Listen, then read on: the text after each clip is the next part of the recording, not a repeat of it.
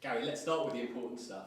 Actually, it's all important. How is your captain? Any update on Cameron Brannigan? No update at the moment. I think he's going for a scan sort of the next 24 hours, so we'll have a little clearer idea. I think it's safe to say that he won't be available. I don't think I'll be giving too much away by saying that.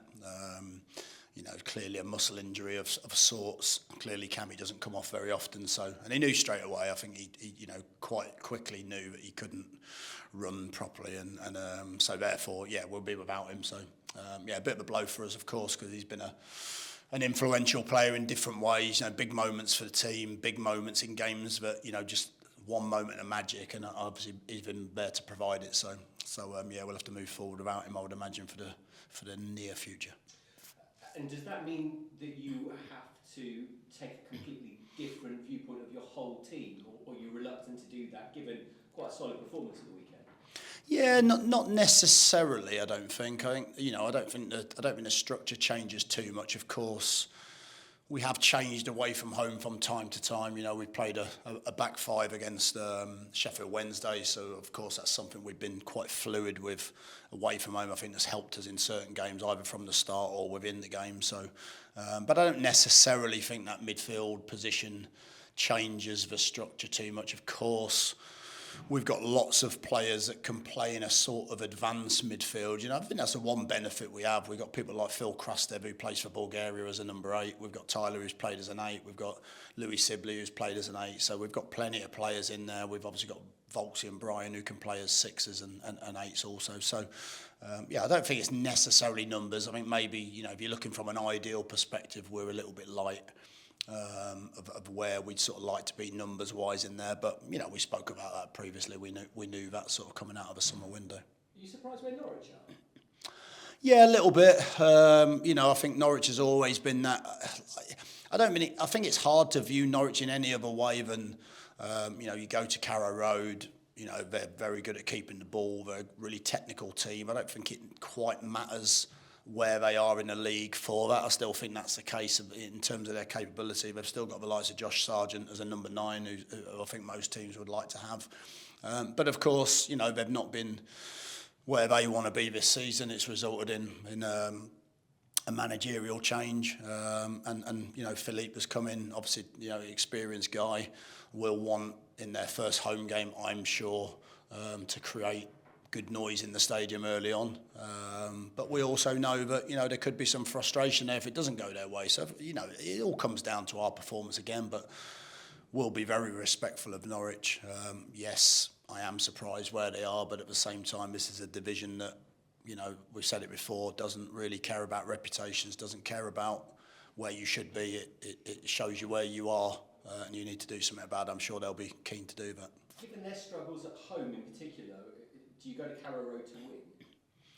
I think you have to. I don't, sometimes I think that people, maybe sometimes look and think that we're going to set up for a draw or whatever that is. But I don't think we've done that in any game that we've had this season. If you think back to the Bristol game, we're ahead, we make attacking changes. Sometimes you feel the game, you might be ahead, you might make defensive changes. Sometimes against West Brom, we didn't make any changes, and maybe actually we should have done because we were 1-0 up. So, and in those moments, I think you have to find different ways to win. I don't think you can ever go to an away game in a championship and be happy with a draw. At some point of a game, you might accept that a draw is a good result, depending on the flow of the game. So, we'll always go somewhere to try and have a game plan to win.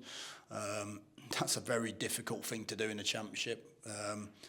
We've reached lofty heights this season of winning the same amount of games as we did last year away from home already, which is a sort of big positive for us in terms of our away performances. We've won 2 games already.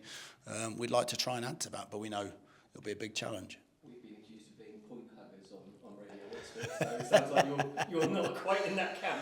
Well, look, what is a point hugger? Is it a realism around what a point means and a good performance means against a very good side? I think it's very naive to think that you can just turn points into 3 points very easily with one tactical masterpiece. If someone can tell me how we can do that easily, then I'm all ears. I'm happy to listen. I think it's you know, this division is a battle. I think that we know this division probably this year out of any year is even harder. Like I said it before, you know, when we came in last year, we had Cardiff at home that were down the bottom with us. We had Plymouth at home that were down the bottom with us. We had Luton at home that were down the bottom with us. They're the games that, you know, we would expect to try and win those games. If you look at all the others, they're very difficult games to win, and we have to work incredibly hard and be almost perfect to win those games. So yeah, sometimes a point's fine, but I appreciate, you know, a point's not what we're looking for, and you don't want to go too many games without a win. But we are trying, believe it or not, we are trying to